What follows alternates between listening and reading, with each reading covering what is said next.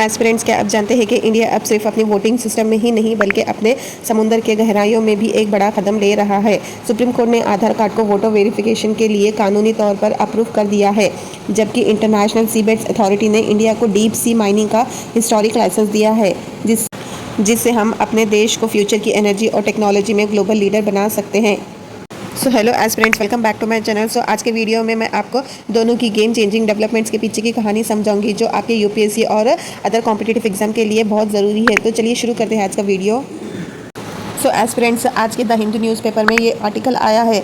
So Aadhaar is a part of statute can be use by voters. So चलिए इसको सारी तरीके से ब्रेक डाउन करके समझते हैं। Y in news. सो सबसे पहले बात करते हैं क्यों ये केस न्यूज़ में आया है।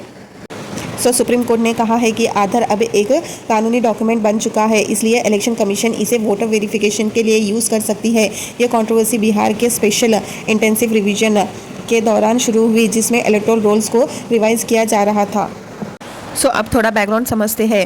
Representation of people act of 1950 के सेक्शन 23 सब क्लॉज 4 कहता है कि इलेक्शन कमीशन आधार को वोटर लिस्ट में ऑथेंटिकेशन के लिए यूज़ कर सकती है। पहले भी 11 डॉक्यूमेंट्स अलाउड थे, जैसे राशन कार्ड, पासपोर्ट एक्सेट्रा, और अब सुप्रीम कोर्ट ने आधार कार्ड को भी 12th वैलिड डॉक्यूमेंट डिक्लेयर कर दिया है। अब समझते हैं पेटिशनर आर्ग्यूमेंट्स को। पेटिशनर अश्विनी कुमार कहता है कि आधार सिर्फ एक आइडेंटिटी प्रूफ है, सिटीजनशिप, एज या रेसिडेंस प्रूफ नहीं है। मतलब आधार से वोट देने की एलिजिबिलिटी कंफर्म नहीं होती। उन्होंने डिमांड की है कि पूरे देश में स्पेशल इंटेंसिव रिवीजन हो, जिसमें इलीगल इन्फ्iltrators को वोटर लिस्ट से हटाया जाए।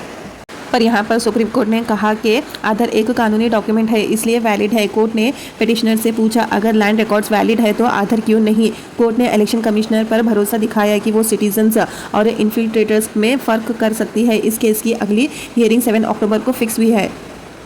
कई सीनियर एडवोकेट्स ने स्पेशल इंटेंसिव रिवीजन प्रोसेस पर भी सवाल उठाया। उनका कहना है कि जब तक केस सुप्रीम कोर्ट में सुनवाई के लिए आता है, तब तक special intensive revision process complete हो सकता है, जो गलत भी हो सकता है। एडवोकेट्स वृंदा ग्रोवर ने कहा कि आम सिटीजन को स्पेशल इंटेंसिव रिवीजन की गलत लीगैलिटी की वजह से नुकसान नहीं होना चाहिए।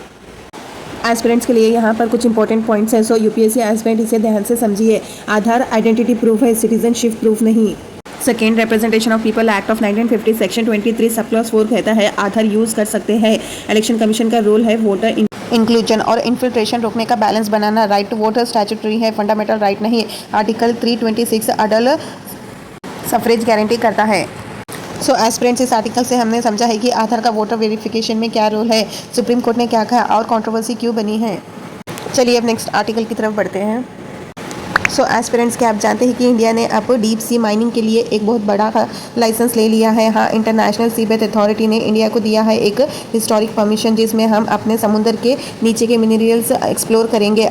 इस आर्टिकल में मैं आपको बताऊंगी कि इंडिया का डीप सी माइनिंग कैसा फ्यूचर टेक्नोलॉजी और स्ट्रैटेजिक मिनरल्स के लिए गेम चेंजर हो सकता है। सबसे पहले समझते हैं इंडियाज़ न्यू लाइसेंस। सबसे पहले बात करते हैं कि कहाँ इंडिया ने लाइसेंस लिया है। इंडिया को मिला है एक ग्लोबल फर्स्ट एक्सप्लोरेशन लाइसेंस, जो कि है कार्लसबर्ग रिज रीजन में, जो नॉर्थ वेस्ट इंडियन ओशन के अरेबियन सी में आता है। ये रीजन लगभग 3 लाख स्क्वायर किलोमीटर का है और डीप ओशन के मिनरल से भी भरा हुआ है। एस्पिरेंट्स, अब समझते हैं कि पॉलीमेटालिक सल्फाइड्स या नोडियल्स क्या होते हैं। ये एक तरह के रॉक होते हैं जो समुद्र के नीचे मिलते हैं और मैग्नीशियस, कोबाल्ट, निकल, कॉपर जैसे मेटल से रिच होते हैं। ये metals electric vehicles, batteries, renewable energy और इलेक्ट्रॉनिक्स के लिए बहुत ज़रूरी है। मतलब ये फ्यूचर की एनर्जी और टेक्नोलॉजी के लिए भूमि का रिसोर्स है। एस्पिरेंट्स, अब समझते हैं इंटरनेशनल सीबेड अथॉरिटी का रोल क्या है। इंटरनेशनल सीबेड अथॉरिटी जो जमैका में हेडक्वार्टर है, एक इंटरनेशनल बॉडी है जो UNCLOS के अंडर काम करती है। ये उन जगहों के डीप सी रिसोर्स की एक्सप्लोरेशन और माइनिंग रेगुलेट करती है जो किसी भी कंट्री के एक्सक्लूसिव जुरिडिक्शन में नहीं होते। मतलब हाई सीज में किसी भी कंट्री को डीप सी माइनिंग करने के लिए इंटरनेशनल सीबेड अथॉरिटी से लाइसेंस लेना पड़ता है। इंडिया के दूसरे एप्लीकेशंस। 2024 में इंडिया ने 2 जगहों के लिए लाइसेंस अप्लाई किया। कार्लसबर्ग रिज, जिसका अप्रूव मिल गया, और अफनासी निकितिन सी माउंट, जिसका अप्रूवल अभी भी पेंडिंग है क्योंकि श्रीलंका ने उस पर अपना क्लेम दिया हुआ है। ANS कोबाल्ट रिच क्रस्ट से बाहर हुआ है, जो भी। एस्पिरेंट्स, अब थोड़ा जियोपॉलिटिकल और स्ट्रैटेजिक इंपॉर्टेंस को समझते हैं। इंडिया के लिए ये बहुत बड़ा मौका है कि हम अपने स्ट्रैटेजिक मिनरल्स की सप्लाई चेन को स्ट्रॉन्ग कर सकें, इंपोर्ट पर डिपेंडेंस कम करें।